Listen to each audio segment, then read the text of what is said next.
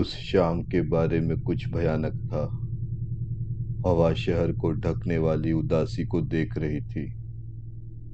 Street light हर अंधेरे कोने को रोशन करने की कोशिश कर रही थी। उन्हें डर था कि अगर वे असफल हुए तो कुछ भयानक हो सकता है।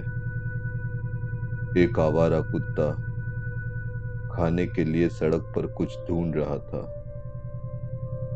वो फुटपाथ के किनारे कचरे के एक टुकड़े को सूंघने के लिए रुक गया। वो यह तय करने की कोशिश कर रहा था कि क्या यह खाने योग्य है।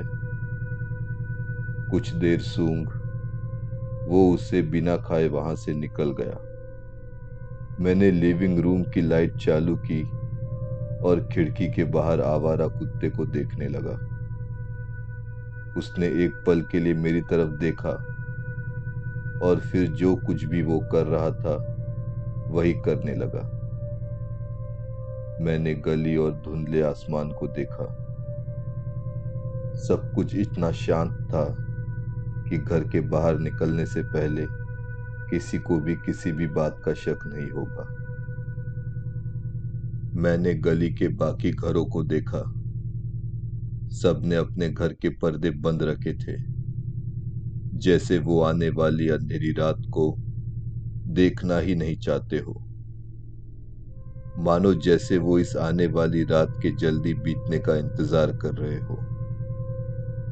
मैंने भी अपने खिड़की के पर्दे बंद कर लिए। मैंने दीवार पर लगी घड़ी की तरफ देखा। 8 बजने वाले थे। अरे वाह, वे 11 बजे के पहले घर वापस नहीं आने वाले। मेरे पास जो मैं करना चाहता हूं वो करने के लिए 3 घंटे है। मैंने जोर से खुद से कहा।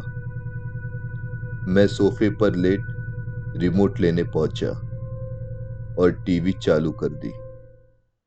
मैं जो चाहता था वो देख सकता था। मैं चैनल सर्फिंग कर रहा था, तभी मेरी नजर एक न्यूज चैनल के सीरियल किलर एट लार्ज इस हेडलाइन पर पड़ी। मैं रुक गया और न्यूज देखने लगा। रिपोर्टर बोल रहा था, पुलिस इस बात की पुष्टि भी नहीं कर सकती कि क्या हत्या उसी हत्यारे ने की है या नहीं। तो क्या इसका मतलब यह है कि शहर में एक से अधिक हत्यारे घूम रहे हैं? क्या बकवास है। 2 सीरियल किलर शहर के चारों ओर खुले घूम रहे हैं। मैंने सोचा, क्या होगा अगर वो दोनों एक ही जगह साथ में आ मिले। रिपोर्टर जिस शख्स का इंटरव्यू ले रहा था उसने कहा, अभी घबराने की जरूरत नहीं है।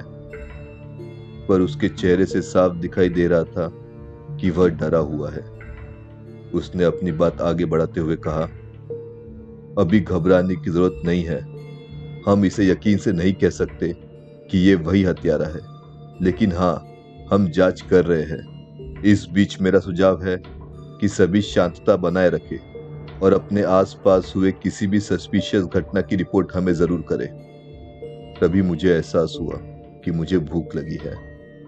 मैंने टीवी बंद कर दिया और किचन में चले गया।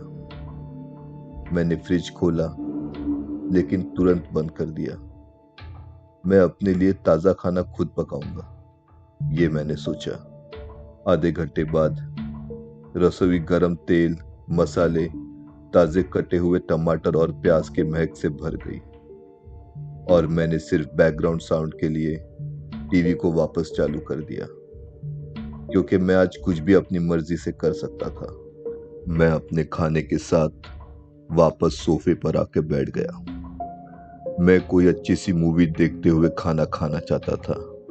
मैं चैनल सर्च करने लगा, लेकिन फिर मुझे नहीं पता क्यों मैं न्यूज चैनल पर आके रुक गया। रिपोर्टर पिछले 2 घटनाओं के बीच के अंतर को विस्तार से समझा रहा था, पर पिछली रात जो हादसा हुआ उसके बारे में सारा शहर बात कर रहा था। पीड़ित महिला घर में अकेली थी। उसका पति काम के सिलसिले में बाहर गया था। इंटरव्यू में उसका पड़ोसी सब बता रहा था। उसका पति 2 दिन के लिए शहर से बाहर था। यह दुर्भाग्यपूर्ण था कि हत्यारा उसी समय पड़ोस में आ गया जब वह अकेली थी।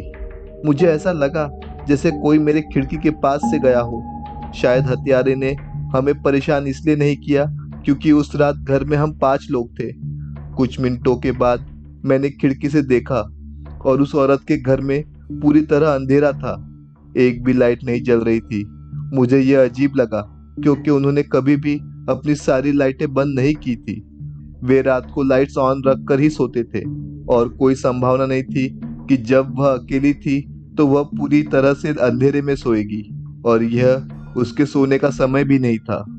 वह एक ही सांस में सब कुछ बोले जा रहा था, जैसे वो जल्द से जल्द अपना इंटरव्यू खत्म करना चाहता है। मैंने अपनी पत्नी को भी बताया। हमने जांच करने के लिए उस औरत को फोन करने का सोचा, लेकिन इससे पहले कि हम कुछ कर पाते, हमने एक चीख सुनी। यह एक भयानक चीख थी और यह चीख बीच में ही रुक गई। तभी हमने पुलिस को फोन किया। न्यूज चैनल की रिपोर्टर ने नेबर को बीच में ही काटा और वह अब अपराध स्थल का वर्णन करने लगी। उसका शव लिविंग रूम के बीच में मिला था। संघर्ष का कोई निशान नहीं था। ऐसा लग रहा था कि उसने हत्यारे को अंदर घुसते हुए नहीं देखा। उसके पीठ में चाकू से कई बार वार किया गया था। ओ माय गॉड, मैंने जोर से कहा। मैं मेरा वाक्य खत्म नहीं कर सका क्योंकि अचानक से मेरे घर की लाइट चली गई। बाहर की लाइट्स ऑन थी। मैं झट से खड़ा हुआ और मैंने अपने चारों ओर देखा। मुझे लगा कि कोई लिविंग रूम के बाहर घूम रहा है। मैं समझ गया था कि घर में कोई और भी है। मैं एक सेकंड के लिए कुछ भी नहीं सोच सका। घर में कोई था और न्यूज में सब सुनने के बाद मुझे यकीन था कि यह कौन है। अचानक से इतना शांत और अंधेरा हो गया कि किसी को भी मौत का डर लगने लगे। मैं सोचने लगा, उसने मेन स्विच जो बाहर निकलने वाले दरवाजे के ठीक बगल है उसे बंद किया होगा, जिसका मतलब है कि वह मेरे पीछे के दरवाजे से प्रवेश करेगा।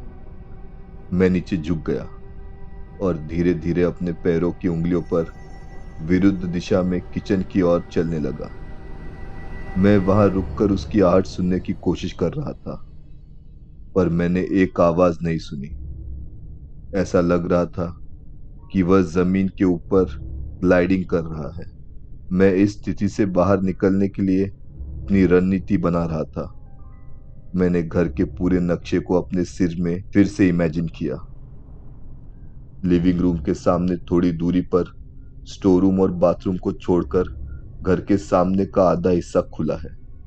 पीछे के बेडरूम में एक और दरवाजा है जो कि किचन के ठीक सामने बालकनी में खुलता है, इसलिए मैं उन्हें भी गिन सकता था। मैं उस दरवाजे का इस्तेमाल पीछे के बेडरूम में जाने के लिए कर सकता हूँ और फिर उसी रूम के दूसरे दरवाजे का यूज कर मैं सामने वाले बेडरूम में जा सकता हूँ। वहां से मैं उसी रूम के दूसरे दरवाजे का उपयोग कर सकता हूँ जो मुझे मेन एग्जिट के ठीक सामने ले आएगा। बस यही था मेरा प्लान। मैं किचन के दरवाजे की तरफ चलने लगा। मुझे अभी भी कुछ सुनाई नहीं दिया था। सब इतना शांत था कि मुझे उसके सांसों की आवाज सुनाई देनी चाहिए थी। मैंने कॉरिडोर में कदम रखा। मेन एग्जिट कॉरिडोर के दूसरे छोर पे था। मैं दौड़ सकता था, लेकिन मैं इस जोखिम को उठाना नहीं चाहता था क्योंकि मेरे और एग्जिट के बीच बाई और लिविंग रूम पड़ता था जहां से वो मुझ पर वार कर सकता था। मैं धीरे से अपने सामने वाले बेडरूम का दरवाजा खोलने लगा। मैं कोशिश कर रहा था कि कोई शोर ना हो, लेकिन फिर भी क्लिक करने की एक फीकी आवाज आई। मैं अंदर आया और दरवाजे को पीछे बंद नहीं किया। इसके बजाय मैं जल्दी से बाएं दीवार के दूसरी छोर पर स्थित दरवाजे पर चला गया। मैंने उसे खोलने के लिए दरवाजे की कुंडी पकड़ी, लेकिन वह पहले से ही खुला था।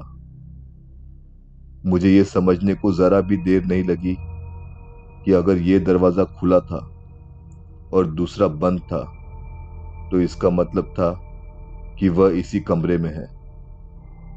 अभी मैंने दरवाजा जोर से खोल दिया और दरवाजा दीवार से पटका और पहली बार मैंने उसके कदमों की आहट सुनी।